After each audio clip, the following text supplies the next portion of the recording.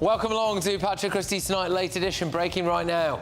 There's a slight problem with the sweating because I have a peculiar medical condition, which is that I don't sweat.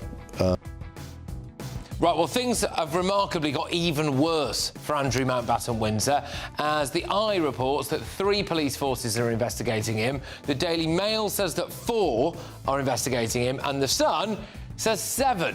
So, you know, take your pick, really. But I think there's only 42 in the whole country, so by the end of the night, who knows? He might have the clean sweep. Meanwhile, too often, the criticism over the last 20 months has been that we're a one-man band. But the time has come to broaden the party, to put in place people in shadow positions.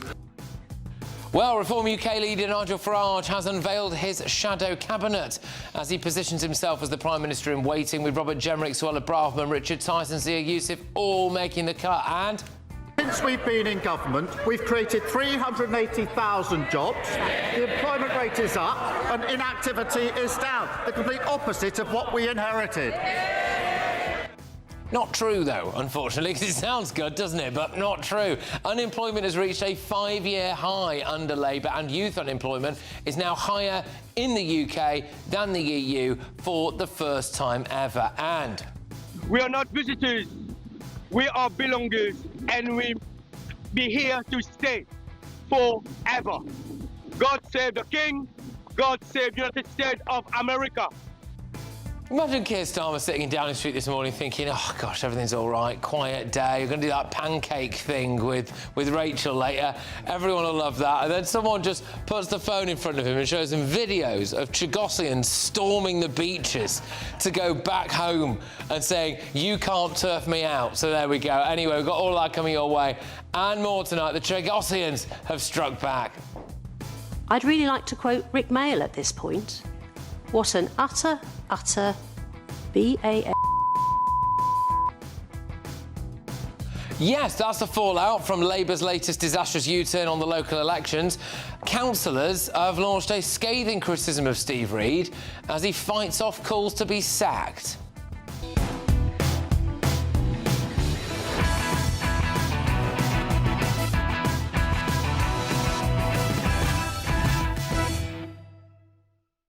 Joining us this evening is GBNews contributor Will Kingston, political commentator Jonathan Liss and fellow contributor and comedian Paul Cox. But first, let's get that news with Tatiana Sanchez.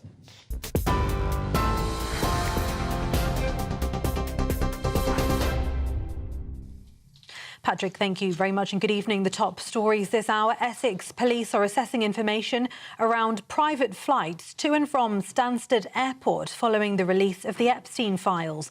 Former Prime Minister Gordon Brown last week called for UK police to urgently re-examine claims women or girls were trafficked to the country aboard flights.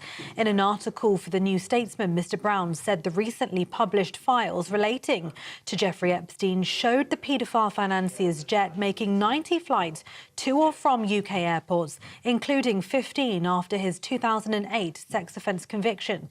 Stansted Airport said all private aircraft operate through independent fixed base operators, which handle all aspects of private and corporate aviation in line with regulatory requirements. They also say all immigration and customs checks for passengers arriving on private aircraft are carried out directly by Border Force. Elsewhere, the European Union has launched a formal investigation under the Digital Services Act into the fashion giant Shein over possible breaches of digital law, including the sale of childlike sex dolls. The European Commission, the EU's executive arm, said it will examine what systems the Chinese firm has in place to prevent the scale of illegal products, including contents which could constitute child sexual abuse material.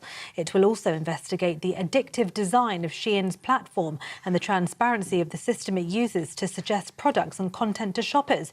Shein said protecting minors and reducing the risk of harmful content and behaviours is central to how we develop and operate our platform. More than 50 years after being forced from their homes, a group of Chagos Islanders say they've begun a permanent return.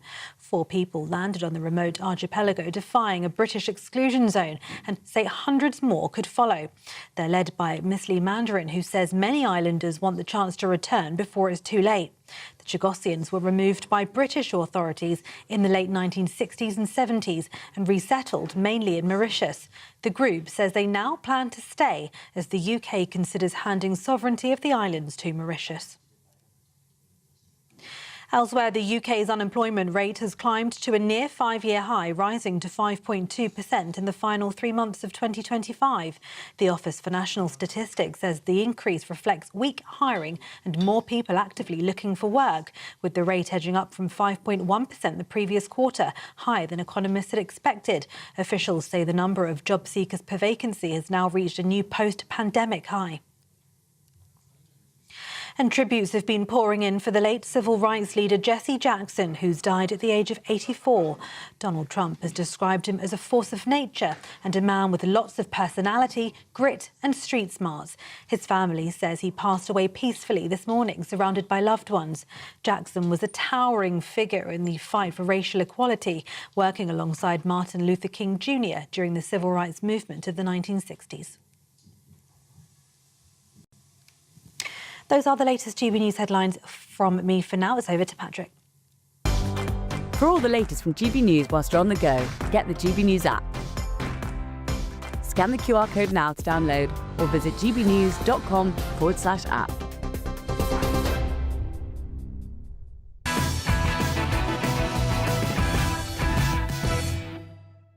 Welcome along to Late Edition. Let's get you all of Wednesday's newspaper front pages with The Independent. Secret files show plan to end the prison scandal will fail. This is basically a story about how people are in prison on, I think, on indeterminate sentences. So, yeah, there we go. The Metro. Putin critic, I never touch a door handle. Yeah, well... he's saying that he helped expose who the Skripal killers were, or attempted killers were, sorry, I should say, and as a result of that, he's a marked man. Well, I'm afraid to say, yes, he is. But, you know, putting yourself on the front of the national newspaper probably isn't helping either, to be fair. But the I-Paper, third police force examines Andrew's links to Epstein as MPs threaten inquiry. Keep your eyes on that, because that says third police force, and you'll see what I'm talking about later on. The Guardian, 1 in 9 new homes built in areas of flood risk. So that's good, new homes, but they might be underwater soon. At the Daily Express, millions are crying out for reward of hard work. Well, they're going off on the 5.2% unemployment figure, and we're definitely going to touch to that, because it's the silent killer of aspiration is what they're saying. Unemployment is far too high. The Telegraph, Reeves blocking defence cash boost. She's apparently not going to be giving more money to the Ministry of Defence. The Daily Mirror, they go for no laughing matter, which is their take on reform unveiling their shadow cabinet. The Sun, cops in Andy sex probe. Now, this is the Sun is saying that there's now 7 police forces in the UK that are linked to Epstein/Andrew-related sex probes. The Daily Mail, they say that there's 4 police forces now involved. So either way, it's a lot. It's more police forces than I'd like looking into me. How many would you like looking into? Ideally none, maybe one taking a cursory glance and going, nah. You know, that's the way I put it. But the Times, Labour may drop youth wage pledge to boost jobs. Right, let's focus on Andrew. Let's start from the top and work our way down. The Sun, 7 UK forces. 7 UK forces on Epstein case. Lolita flight logs checked. Andrew Mountbatten Windsor was last night facing a criminal probe into sex trafficking claims. At least 7 police forces are examining new evidence from the Jeffrey Epstein file. Supposedly, women were flown to Stansted on the Lolita Express private jet. So there you go, Paul. It's really sordid, isn't it? They keep taking names away from you. He was Prince Andrew, now he's Andrew Mountbatten Windsor. Are they going to take away Windsor? They can't call him Mountbatten, can they? Because that suggests things that would excite him.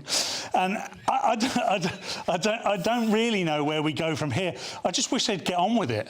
I think they know, every police force or every chief police officer knows that if they're going to start the investigation, then they better have all their ducks in a row. Can I just put something out here now? And I'm not going into bat for Andrew at all here, right? But if at the end of this, the 7 police forces all examine this and go, actually there is no evidence that any women were trafficked to him at all, or that he did anything inappropriate beyond maybe just having sex occasionally, right, then he has been the most vilified bloke in modern history. Yeah. Well, no, we'll take a step back here for a second. Yeah. He did maintain a relationship with the paedophile. We've now seen a lot of emails with that paedophile, and there is evidence that he passed highly sensitive data and reports from the government to him, which might constitute an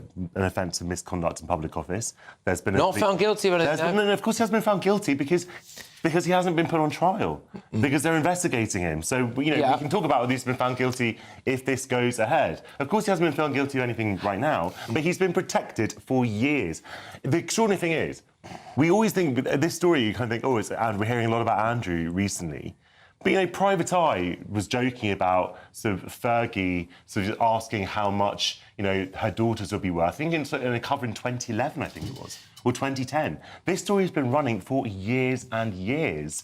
So the scandal is it's just been a complete sort of millstone around the royal family's neck. And I really do think that the king will eventually just have to let him go. And to say it's not worth keeping him anymore, protecting him anymore. Well, so 7 UK forces are currently looking at it, if you believe The Sun. The Daily Mail's front page says that there's 4 that are looking into him as well. They go, Essex officers to examine whether paedophile trafficked women on a private jet into Stansted. That paedophile they're talking about there, by the way, is Jeffrey Epstein. Pressure mounted on Andrew Mountbatten Windsor last night. Another police probe was launched. Yeah, I mean, it's pretty non-stop, Will. I think the thing that Jonathan said is right, that he has been protected for years, and there weren't any investigations or inquiries when there were at least commentary, at least there were whispers that there was impropriety going on. Again, as you caveated, I don't want to appear as if I'm standing up for Andrew. That is not a popular camp to be in at the moment. No. But this does feel like this is a high-profile free hit for a police force to basically take down Andrew, as opposed to doing the difficult work of working out, who is swiping mobile phones. I do wonder whether this is a diversion from serious criminal work. Not that this is not serious, but this is something which perhaps should be done at a federal level as opposed to just local police forces. Well, we don't have. We're not an Australian, mate. We don't have federal here, but you know what I mean. Surely there is a coordinated police force. Well, there's the National Crime Agency. The national, but look, the thing is that he has been accused of offences. It's not, the police aren't investigating this like they would investigate non-crime hate incidents. This is not an easy thing to investigate. This is the king's brother. This is highly, highly sensitive, and we know that when it's someone in a very sort of high position in British society, often the ranks do close around them. So the fact that he's been obviously accused of having sex with trafficked women, obviously paying for sex in itself, if that's what's happened, is not a crime in itself. But obviously there have been allegations made and they need to be investigated. And it's right they are. Yeah, I think the right answer is they just need to get on with it, though, because we can't, we're going to be here in a year's time, but it's going to be like 37th police force. Looks, I'm going to just get this horrific sense of deja vu. I'm going to be sitting here now. The copy of the Daily Mail in a year's time is that, Do we think that he still thinks that he's got a chance of a comeback, or has it finally sunk in? Well, anyone who's ever met him that I know thinks he's possibly the most arrogant person they've ever met. Awful. So it doesn't matter what side of politics you're on, everybody says the same thing about him. So I would say that he probably still thinks that he's going to be OK, if that is his attitude to life. But the thing that worries me most about all of this is we seem to have normalised this exploitation discussion. So if it's not paedophilia, it's women that are being exploited, and it's almost as if at the top echelons of our society that's the sort of thing that goes on, and it's a perk of the position. I think if that's the case, it needs to be called out and it needs to be stopped. And we need to know this is what's going on. At the centre of this are women and girls that have been taken advantage of, and that's the best case scenario. So I'd like to see a little bit more action when it comes to this stuff. I think that the point is that you have a moral issue and you have a legal issue. People do a lot of things that we might find highly distasteful and repugnant, but they might not be illegal. The question here is Andrew's behaviour, or how was it illegal, rather than just deeply unethical? Yeah, I mean, now, if you bring up the Eye front page, they're saying that cross-party MPs are considering whether to open an investigation into Andrew's work as a UK trade envoy after documents in the Epstein files appear to show him sharing confidential reports. So there we go. Yeah, I mean, yeah, they're obviously going to get to the bottom of whatever's happened there. Let's just whiz ourselves onto the Daily Express. It's a different story here. It's about the 5.2% unemployment rate on the front of the Daily Express. Millions are crying out for a reward of hard work. Labour were branded the silent killer of aspiration. Well, yeah, I mean, it's pretty... I mean, a lot of this can be levelled directly at Labour Party policies, I'm afraid. Yeah, it's the world's most unsurprising story. When you raise taxes, you reduce the incentive for people to create jobs. And this is what this Labor government has done, and done continuously. Again, they said at the outset of this government that they were going to go for growth and it was their number one priority. They've junked it because they are incapable of doing the things that actually helps an economy grow, which is lowering taxes and reducing regulations. As a result of that, these sorts of stories, unfortunately, are going to keep happening because they are incapable of growing an economy. Graduates are some of the worst affected, so, you know, you've got them there going off to university to saddle themselves with however many tens of thousands of pounds worth of debt. They can study underwater basket weaving at Bath Spa University or something like that. And then you know, there's no jobs for them because, you know, basically Labour has said that you're going to have to raise minimum wage, which means that employers don't want to employ people, and then you're also going to have to pay more national insurance. Well, it's the perfect storm, isn't it? You've got... I mean, aspiration is the kryptonite of socialism. The two things don't go together. That's not true. It is true. It's a great soundbite as well. Great soundbite. You might say it's nonsense. No, I wouldn't ever say nonsense, as you well know. But also, what we've got is that alongside the tax rises, the increase in business national insurance contributions, the increase in the valuation of property tax. You can't put all those things together and expect anything to grow. It's like taking away daylight and water from a flower. It's just not going to happen. Yeah. And I think the unfortunate thing is, for too long... Paul Cox, a biology teacher. I mean, for too long, here all night. People in this country have been sold a lie that economic discipline and responsible economic management is really hard. You can't just lower taxes, but then also keep increasing spending all the time. There have to be difficult decisions that we made to get this economy back. And you can't, but I don't think your politicians have the guts to say that. No, things are hard. Things are hard. If things were easy, then any government, if there were silver bullets, the government would trigger them.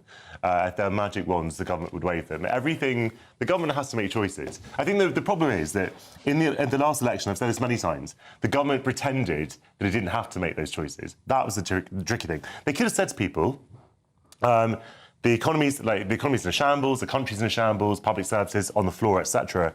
This will need more than reform. This will need money and hard taxes. And then people... Lower spending. People would look... austerity was not popular. It was never austerity. Well, look, people didn't want to... I accept that there are difficult choices to be made, but cutting... When we say you're going to cut spending, people want to know, say, fine, but not from things that I value. That's the problem. Where are you going to cut the spending from that's going to be popular? Spending cuts aren't popular. But tax rises, people accept the need for them. I don't think that employer national insurance was necessarily the right thing to do. We are potentially seeing that. But one bit of this story that we're not talking about is that wages are rising. So slightly more strongly, I think 4.4%.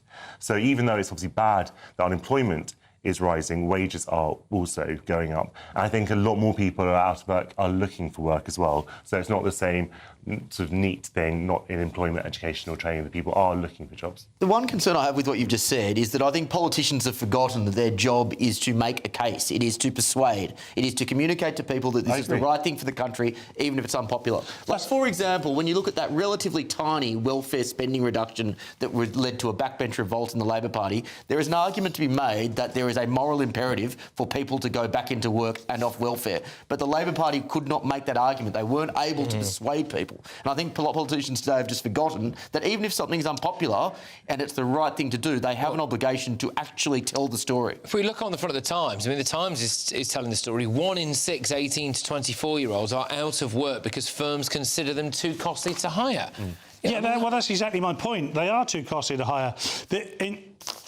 every single one of us would have been introduced to work either for free or on a very low wage, and it would have given us all a good footing. Look at us now, 4 highly successful alpha males just sat round, being very attractive. Yeah. And, you know, not everybody gets that opportunity. And now people businesses are expected to pay essentially a full adult wage for children working. I'm trying to find my words right. Children, are they? Well, 16-year-olds are children. Yeah, but I mean, it's Yes, they are, Jonathan. Bloody hell. Okay, so 1 in 6 18 to 24-year-olds. We're talking about 18-year-olds. We're talking about 18-year-olds. Because firms consider them too costly to hire. But look, I mean, the thing is, it's obviously a devastating situation. If people can't get that first job, it does get you kind of foot on the ladder, doesn't it? And it you know, teaches you about a huge amount of stuff, more than just the job itself. It teaches you about how to deal with people, teaches you about the value of the pound, etc., etc. So yes, anyway, there we go. How was your first salary? Out of interest, what was everyone? 7,000 a year. £7,000 a year. When was that? What year was that? That was 1997. 1997. £7,000 a year. 1997, £7,000 a year. £401 after tax for the month. As a jobbing stand-up comedian? No, I was a storeman. So I worked in a store of an electronics company, and people would come to me and go, I need 17 resistors. I'd go and get them and bring them back. Fair enough. Yeah, mine was well, my first, beyond being in a bar job, was 15 grand a year. 15 grand, yeah. Mine was £7 an hour as a classroom assistant. There you go. Well, there you go. Anyway, right. So coming up in just a moment, bit of this. We are not visitors. We are belongers, and we be here to stay forever. God save the King. God save the United States of America. Well, it's just the one thing Keir Starmer didn't want to see, isn't it? The Chagosians have stormed the Chagos Islanders in a last-ditch effort to save them. We're also going to be joined by a journalist live from France after left-wing extremists allegedly beat a man to death. Not that you'd know that, of course, if you read the report that the BBC had done. All of that's coming your way next.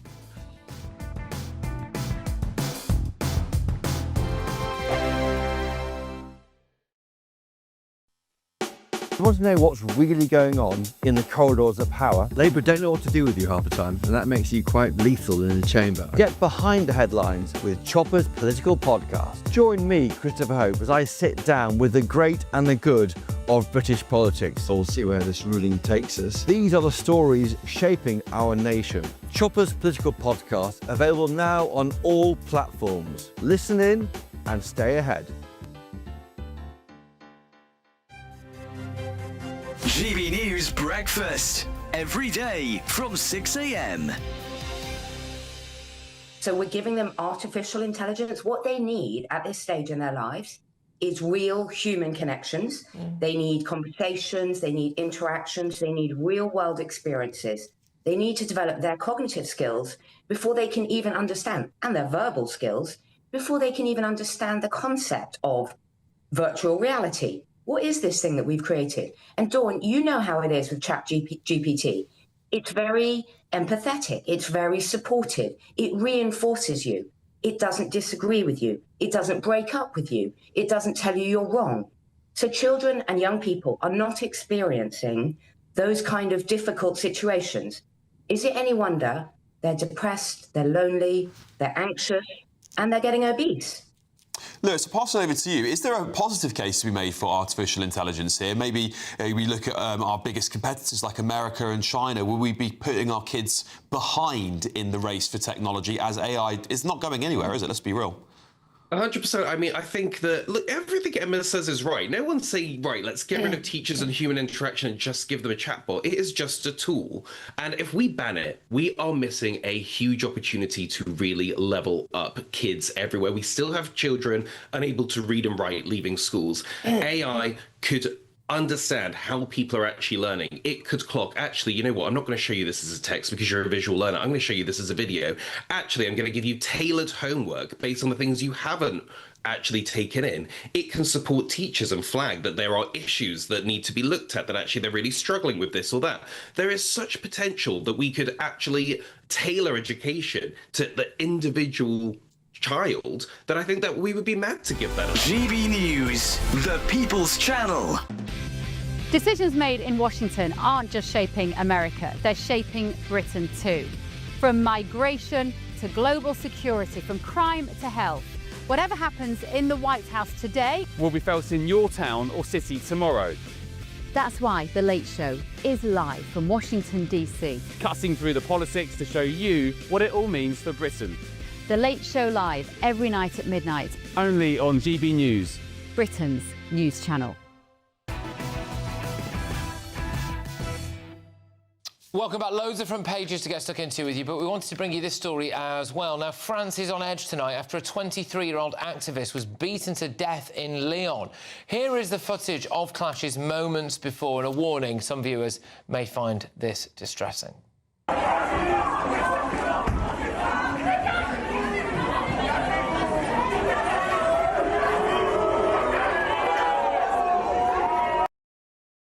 So ministers in France are blaming an ultra-left-wing group as tensions boil over on the streets, with vigils and rallies now taking place as political violence dominates the national debate. But just look at how the BBC have reported on it. Student death puts French far left under pressure. Oh, yeah, like the collapse of the World Trade Center puts Al-Qaeda under pressure. Does it? Seriously? We're now joined live from France by journalist for The Critic, Craig Drake, who's been at a gathering this evening. Craig, thank you very much. Could you just outline to our viewers and listeners, please, what's actually gone on here? Well, actually, I tried to attend a gathering this evening, but it was cancelled.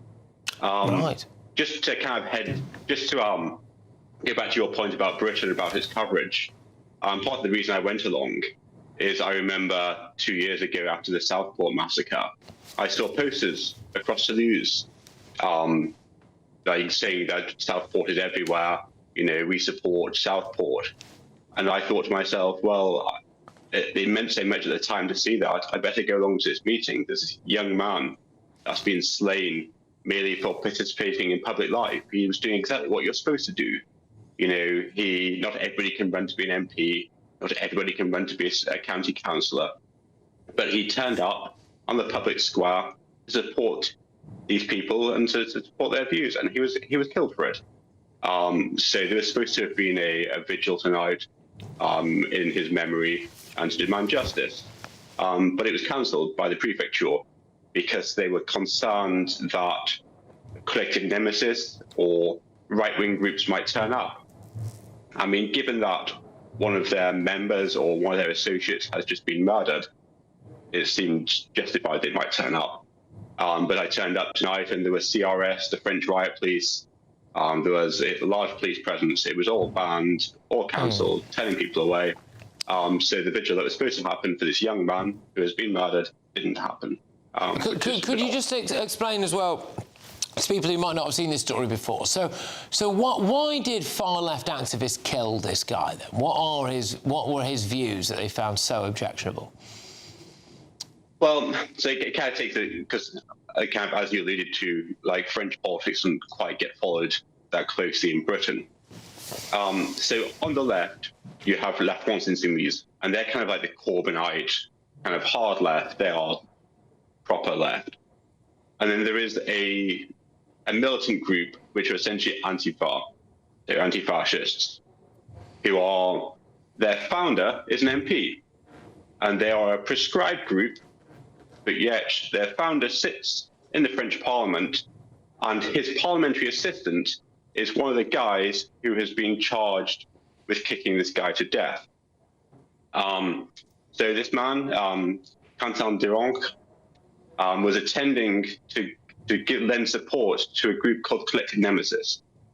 I don't know if you're familiar, in Britain there is like the Women's Safety Initiative, or something similar. But essentially it's on the same lines. I think they copied Collective Nemesis.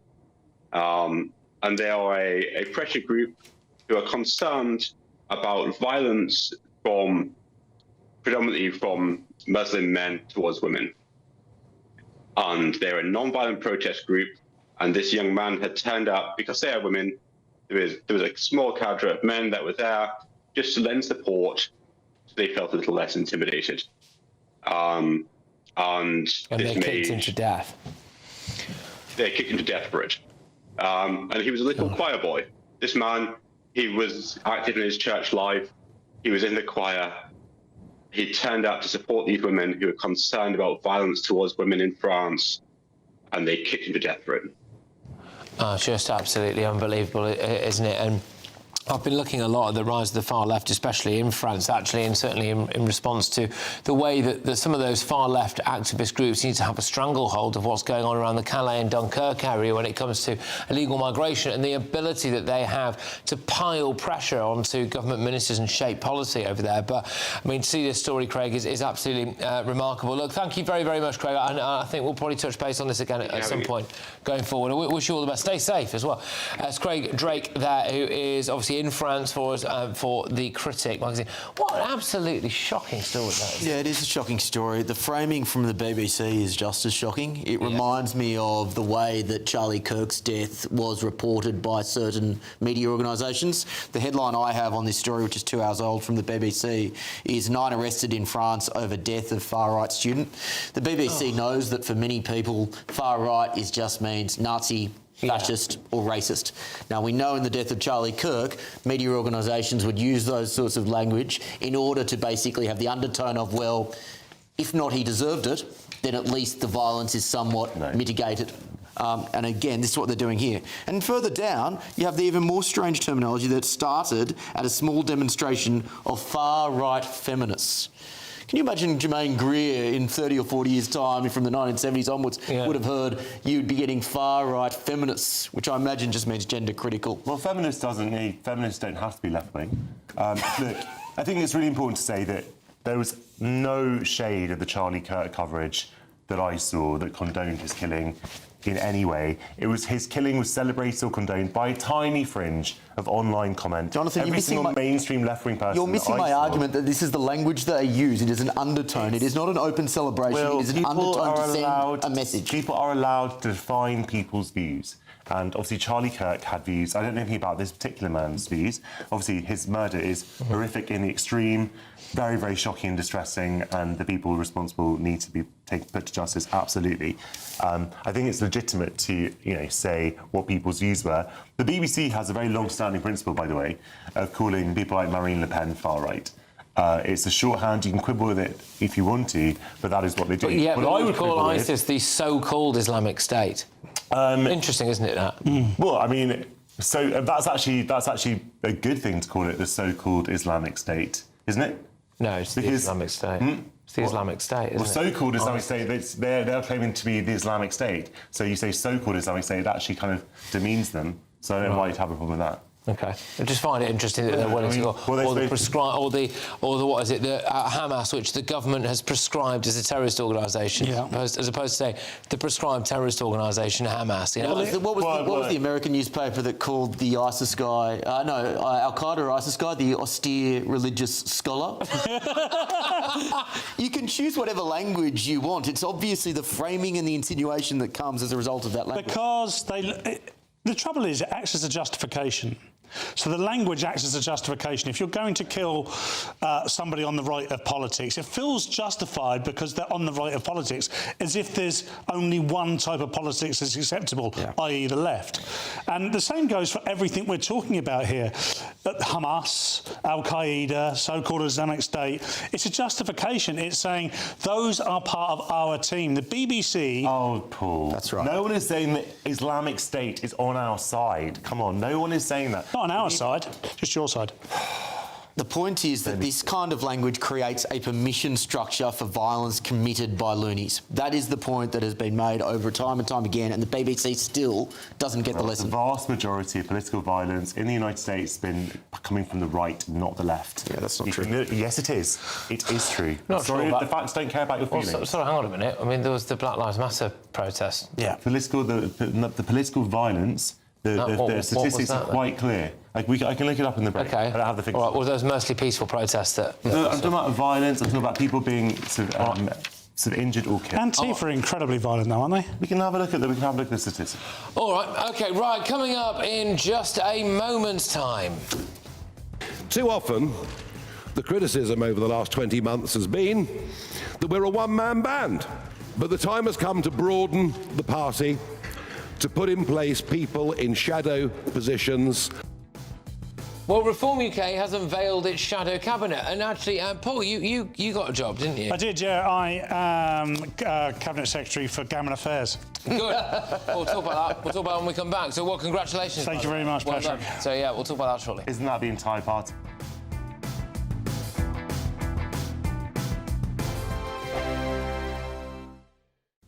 Hello again and welcome to the latest update from the Met Office for GB News. A mixed 24 hours ahead, cold and dry for many of us at first, but then an area of rain moves in, and as it bumps into the cold air, there will be snow for some, but it's going to be a messy mixture of rain, sleet and patchy snow for many parts of southern and central UK. Here's the front moving in, bumping into the cold air. It stays dry for Scotland, for many central and eastern parts of England overnight. Increasing cloud, but a frost in places nevertheless. So a chilly start to the day on Wednesday with temperatures below freezing in places. Meanwhile, we've got milder air returning to the west and southwest and these outbreaks of rain. A few flakes of snow over Dartmoor and Exmoor, but mostly this is rain affecting parts of Northern Ireland into the west and south of Wales, southwest England.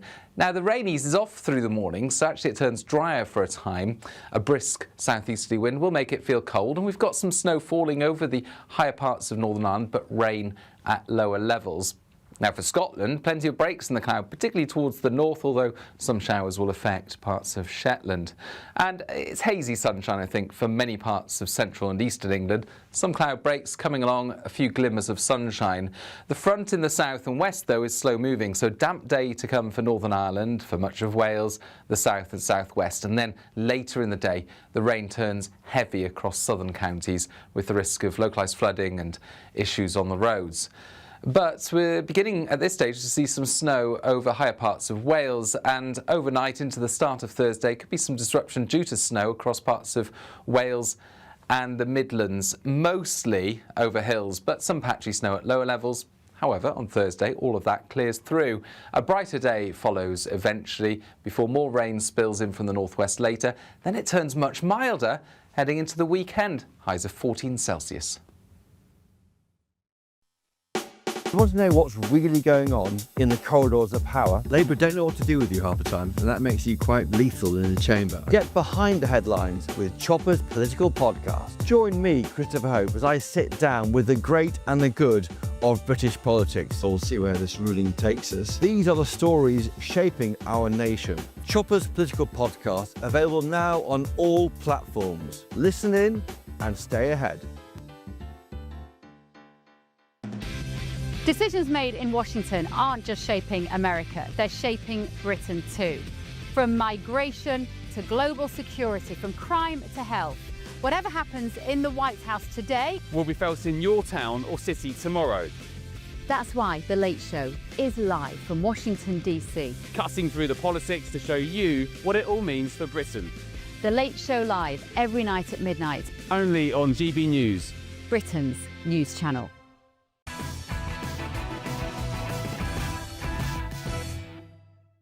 Welcome back to Patrick Christys tonight's late edition. Now, shortly we're going to talk about those plucky Chagosians who decided to reclaim what was rightly theirs in an absolutely damning state of affairs for the Prime Minister, who I just would have loved to have seen the look on his face as he woke up and realised that the Chagosians had stormed the beaches.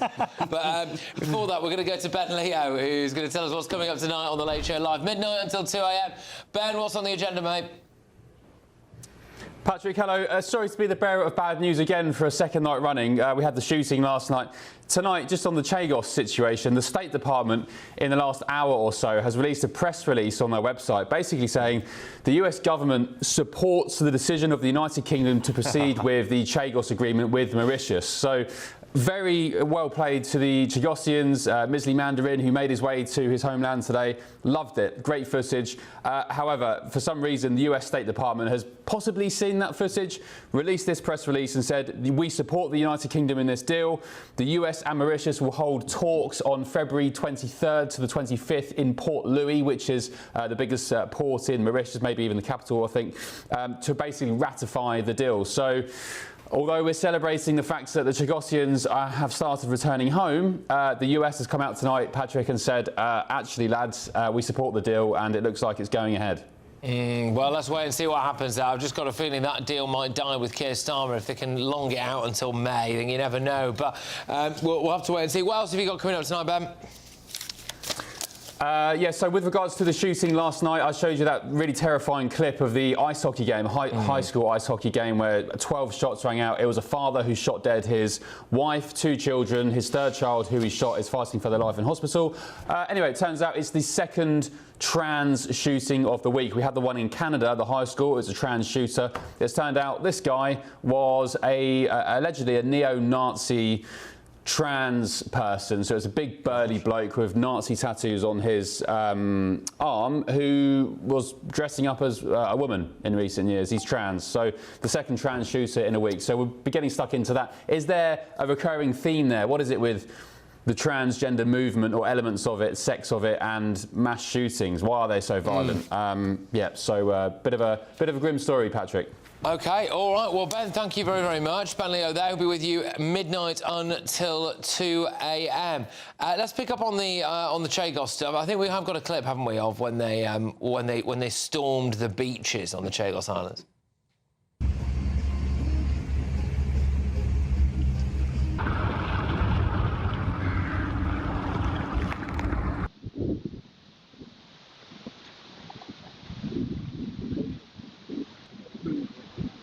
This is our homeland.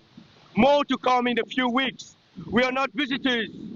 We are belongers, and we be here to stay forever. God save the King. God save the United States of America. Well, that's happened. So they are there now. So, I mean, they can't be booted off, surely, can they? Well, you'd like to think they couldn't. I'm very confused about the US's approach and policy with regards to the Chagosians at the moment. I think you're right with regards to the Starmer thing. There's quite clearly something going on in the background. There's obviously been this kind of iffy legal argument with regards to Chagos and the way that it was obtained. However, these people are the indigenous people. And if we ever hear anything, it's that indigenous people should be allowed to stay wherever they are. So if they go back home from Croydon, I imagine, because that's where a lot of them went, didn't they? Yeah, no, a lot of them went to Croydon. Then they should be allowed to stay. I can't see why they wouldn't. I'm not surprised they're well happy to be back there. Oh, yeah, I mean, it is different to Croydon. I think the point is the US probably goes, look, this is a bizarre deal, it's a bad deal, but ultimately it's not our deal. This is your territory, United Kingdom. If you want to make bad deals, as long as we still have a lease over the base, which we're not going to be paying for, your funeral, basically. They're going to pick their battles. I would just say that the United States is not going to entertain any return of the Chagosians to the islands. The idea that it kind of amuses me that obviously Ben is a strong devotee of Trump, but when Trump does something that he doesn't like, he doesn't know what to do about it. So Trump must be misinformed, or the State Department must be confused, or whatever. Sometimes Trump will agree with the British government, whether we like it or not. And where we obviously have a lot of sympathy with the Chagosians, they should never have been expelled from the islands in the 60s and 70s. But they've been expelled now, and the United States is the last person you're going to ask for support to help them get them back, because they can't be there, seemingly, while this base is in operation, and it's the US government that wanted them out in the first place. They're on a different island to the base, by the way. Yeah, and I think they should be allowed back. Of course I think they should be allowed back. They should never have been expelled, but the United States is not going to facilitate that. Well, look, we'll have to wait and see what happens, really. I mean, the thing that I think will ultimately knacker it if something does, is actually just purely the legal advice, because it seems as though there was something that came out, which is that we are signed up to a treaty, which means that the Chagos Islanders can never actually be given away, which is, if that is the case, then that kind of... There was an interesting scenario that you flagged with Ben there, which is, look, we know that for one reason or another, Starmer is wedded to this deal, but if he gets punted quickly, I can't imagine someone like Angela Rayner or Ed Miliband are going to be as wedded to this deal. So that could be actually the best hope of scuppering it, is a leadership change. It's an easy win for people. I mean, we're going to talk about Reform's cabinet announcement shortly, shadow cabinet announcement shortly, but half of what they will do, I would imagine, at the next election is just to put in a manifesto the stuff you're going to reverse that Labour have done. And one of them would be Chagos, 100%. But it's whether or not it goes to before that. But on that note, yes, coming up in just a second. Too often, the criticism over the last 20 months has been that we're a one-man band. But the time has come to broaden the party, to put in place people in shadow positions. Well, we'll be discussing Paul Cox's new role in Reform UK's shadow cabinet. It's a big job. All that next.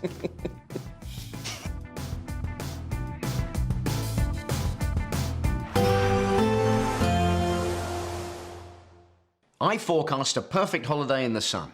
Weather looking good then? For sure, and no worries about our travel insurance. All Clear Travel Insurance sponsors GB News Travel Destinations Forecast.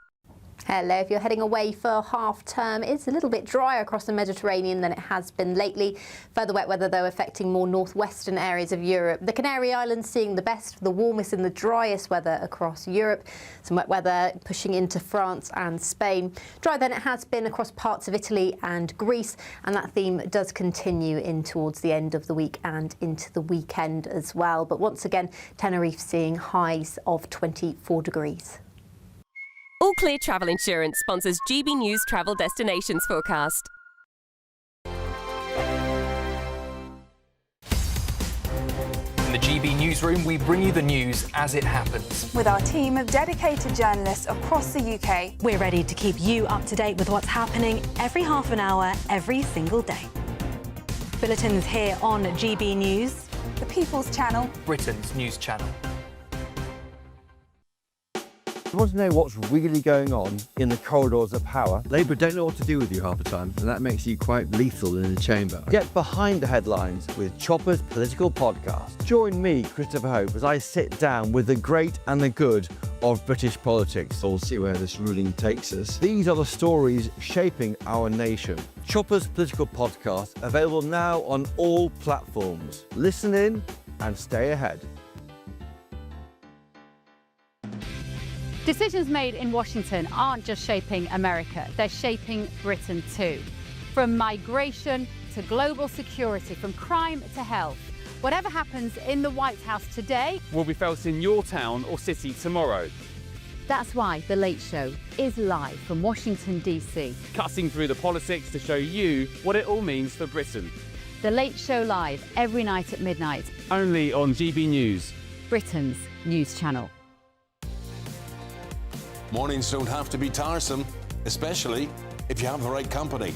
wake up to news as it happens, opinion and debate, and of course, a little bit of entertainment too. Because when the kettle's on, we're on. That's Breakfast on GB News, a show worth waking up for. Every morning from 6 a.m. Only on the People's Channel, Britain's news channel. We'll spread the news, you spread the word. 5 hosts, 5 opinions, 5 fearless debates, 5 unfiltered takes on the day's news. 5 reasons not to be anywhere else on Saturday night.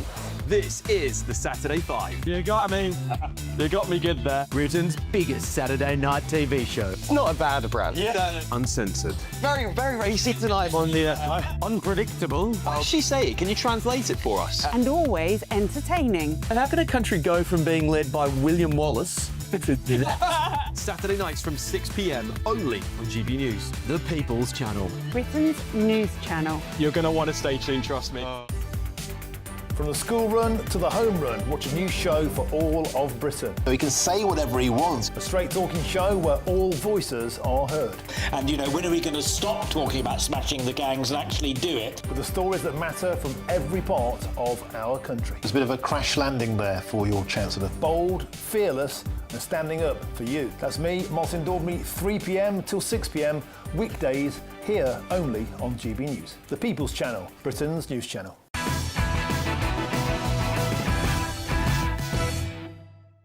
OK, welcome back to Late Edition. Should we just deal firstly with Reform announcing their new shadow cabinet, as it were? So Jenrick's got a position, of course. We've also... It's on the front page of the Mirror, actually. Suella Braverman's got a position. Richard Tice. Also, of course, Zia Youssef as well. But the Mirror are treating it as no laughing matter. Reform jokers are dangerous. They back tax cuts for the rich, axing workers' rights, and will target the NHS again. Yeah, but apart from that, it's terrible, isn't it? Sign me up. What's wrong with any of that? No, go on. But obviously, Paul, you've been offered a role. Yes, I have Shadow Cabinet Secretary for Gammon Affairs. Essentially, I'll be very much interested in why things aren't the way they were. So, for instance, I've looked into Freddo's. They were 10p. They're now a quid. Chewits used to be 10p. And small. I'm not happy with wagon wheels.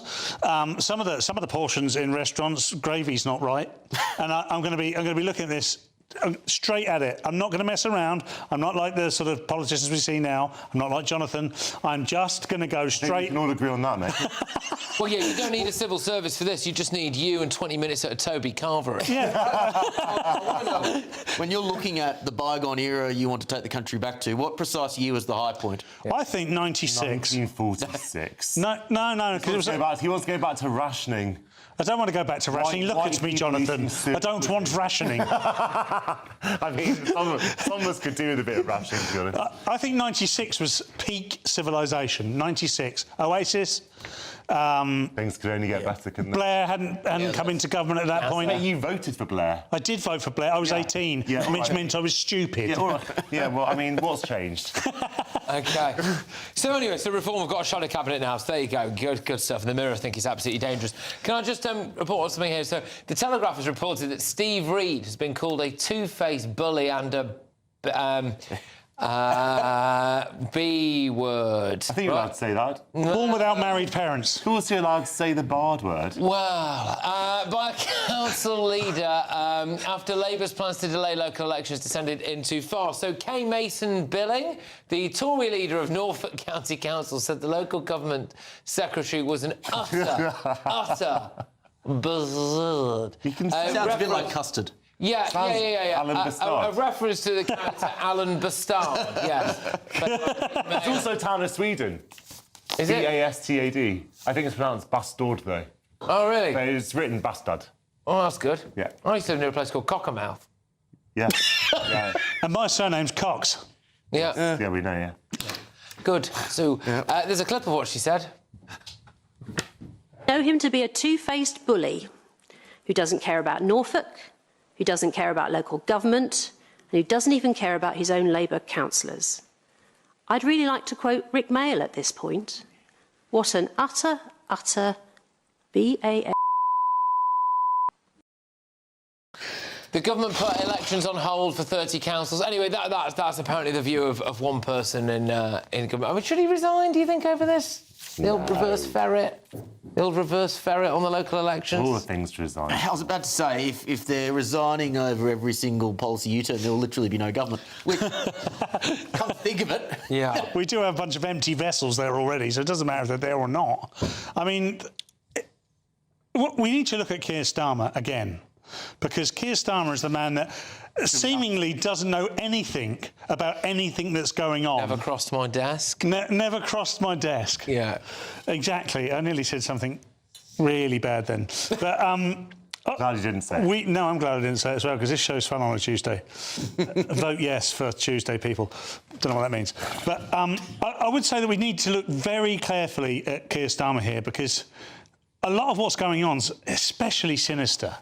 These local elections, the idea that we were going to cancel the vote... It's cock-up, it's just cock-up. Oh, of course it is. Well, that doesn't make it all right. No, I know, but it's not sinister. Oh, good. Whoopsie, 4.5 million people couldn't vote. It's not sinister, it's just incompetence. Well, you said it.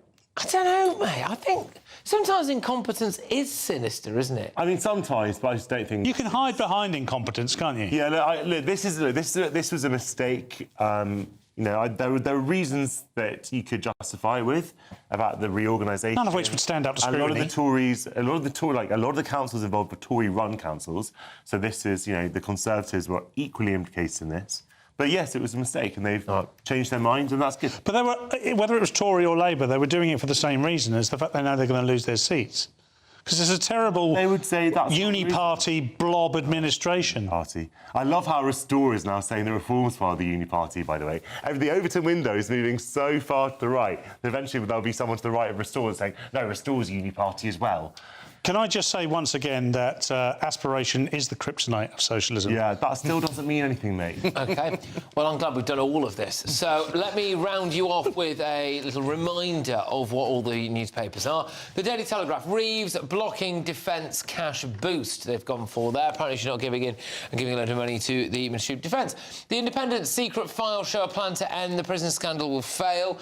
The Metro, Putin critic, I never touch a door handle. Yeah, I probably wouldn't go to Russia either. There's loads of things I wouldn't do, actually. Buy a flat with a balcony. Buy a flat with a balcony. Yeah, so go anywhere up a second flight of stairs, Flight of stairs, drink polonium-infused tea. Anyway, the iPaper. Third police force examines Andrew's links to Epstein as MPs threaten inquiry. The Guardian, 1 in 9 new homes is built in areas of flood risk. But I suppose that's just, wild swimming, isn't it? The Daily Express, millions are crying out for a reward of hard work. The Daily Mirror, no laughing matter, reform shadow cabinet. The Sun, cops in Andy's sex probe. And the Daily Mail, pressure. Pals and Andrew as fourth police force probes Epstein claims. And the Times, Labour may drop youth wage pledge to boost jobs. Comes after 5.2% of people are unemployed. Thank you very much to everybody here. Let's go to the State side now with Ben Leo for the Late Show Live. Patrick, thank you very much. Just on the Restore situation, 7 councillors, formerly of Reform in Kent, have now gone to Restore. But is everything as it seems there? I'll tell you all in just a second. And also that breaking news from the State Department here in the US. They say they support the UK's surrender of Chagos. Breaking line, more in just a tick. There's only 2 weeks remaining to see how you could win a whopping £30,000 in tax-free cash. Plus, we could be sorting out your summer with an incredible holiday for 2 worth £10,000, courtesy of Riviera Travel. You'll get to choose from 47 tours in over 30 worldwide destinations. For another chance to win, text WIN to 63225. One entry costs £2.50 plus 1 standard network rate message. Or text BONUS to 63225. 5 entries cost £5 plus 1 standard network rate message. Go to gbnews.com/win. Entries start at £2.50. Call 0903 686 3232. Calls cost £2.50 plus your network access charge. Or post your name and number to GB19 PO Box 8690 Derby DE1 9TT. UK only. Entrance must be 18 or over. Lines close at 4 p.m. on the 27th of February. Please check the closing time if listening or watching on demand. Good luck. You want to know what's really going on in the corridors of power? Labour don't know what to do with you half the time, and that makes you quite lethal in the chamber. Get behind the headlines with Chopper's political podcast. Join me, Christopher Hope, as I sit down with the great and the good of British politics. We'll see where this ruling takes us. These are the stories shaping our nation. Chopper's political podcast, available now on all platforms. Listen in and stay ahead. Decisions made in Washington aren't just shaping America, they're shaping Britain too. From migration to global security, from crime to health. Whatever happens in the White House today will be felt in your town or city tomorrow. That's why The Late Show is live from Washington, D.C. Cutting through the politics to show you what it all means for Britain. The Late Show live every night at midnight. Only on GB News, Britain's news channel. Westminster, the ultimate clique. And you're fighting like rats in a sack. But here on the Camilla Tominey Show, we ask the questions the establishment media is too scared to ask. OK, let me ask you a straight question, because I know you're a straight-talking politician. Whether it's net zero, illegal immigration or law and order, nothing is off-limits. You had the power then. Yeah, as I And say, now you've lost it. That's the Camilla Tominey Show, a politics show that's fearless. But no, let me finish my question if you don't mind, because it is my show. Sundays at 9:30, only on GB News, the People's Channel, Britain's news channel. At GB News, we love to hear from you, our loyal community. So drop us a line at gbnews.com/yoursay. There you can talk to each other and also to the presenters live on air. gbnews.com/yoursay, because GB News is your channel, Britain's news channel. We love Great Britain. We love its history, its culture and its tradition, and that's why we're so proud to be part of GB News. You look genuinely emotional. Oh, come here. GB News does pay attention to those who are ignored by the mainstream media. The majority of this country whose forefathers fought and died to maintain liberty, to fight for freedom of speech. The rule of law, the rights of property and democracy. This is the heritage that our country should be so proud of. Which of course includes our Christian heritage. There's been a huge resurgence in the number of people going to church. Perhaps they're not finding what they're looking for, and they're looking for something a bit deeper, a bit more truthful, a bit more akin to Britain's Christian heritage. That's right, get ready, because the most exciting night in general election history starts now!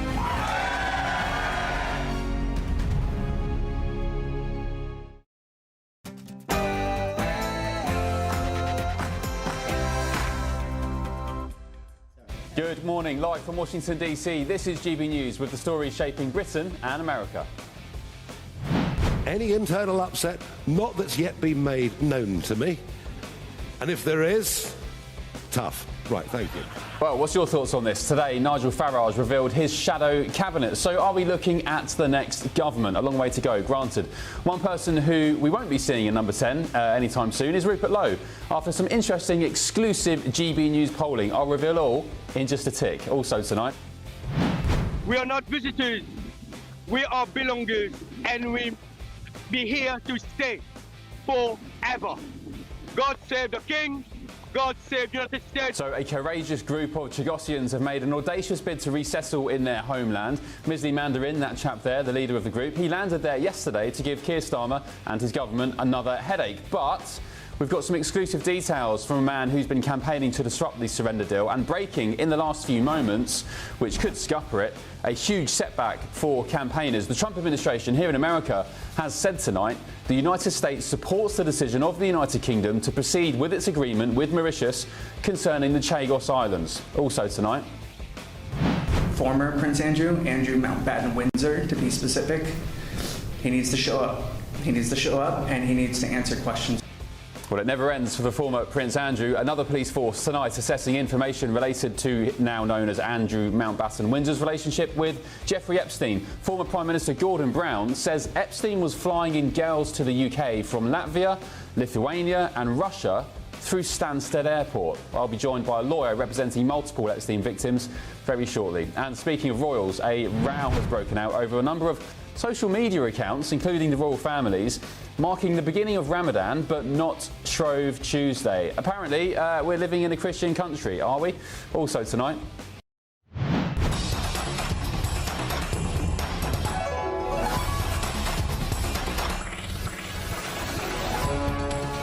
Well, they move better than I do, certainly at this time of night. A look into the future, perhaps. These are kung fu robots unveiled by the Chinese. Scary, eh? I'm Ben Leo, and this is The Late Show Live.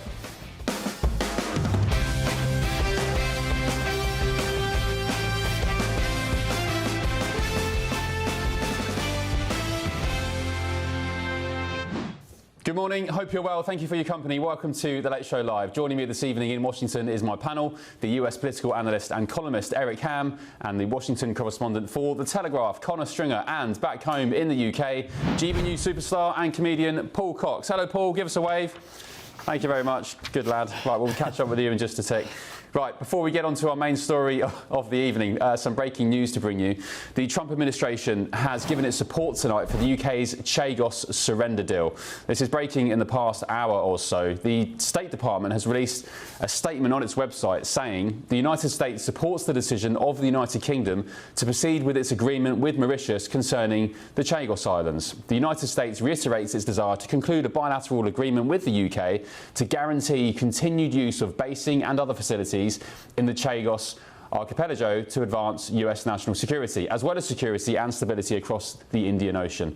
The US has said, in addition to that, they are meeting with Mauritius in Port Louis in Mauritius on February the 23rd to the 25th to go through security details regarding Diego Garcia. So as it stands tonight, as we can see, according to the State Department, the United States does support the UK's deal. A win, it seems, for now, for Keir Starmer. Stay tuned, because I'll be joined by Rob Midgley. I'll get his reaction to that very shortly and to see what he has to say about that latest development. Back home in the UK, though, I'm sure you've seen today, Reform UK leader Nigel Farage has unveiled his new top team and declared his party are the voice of opposition to government. Time for the party to take the next step. Too often, the criticism over the last 20 months has been that we're a one-man band. But the time has come to broaden the party, to put in place people in shadow positions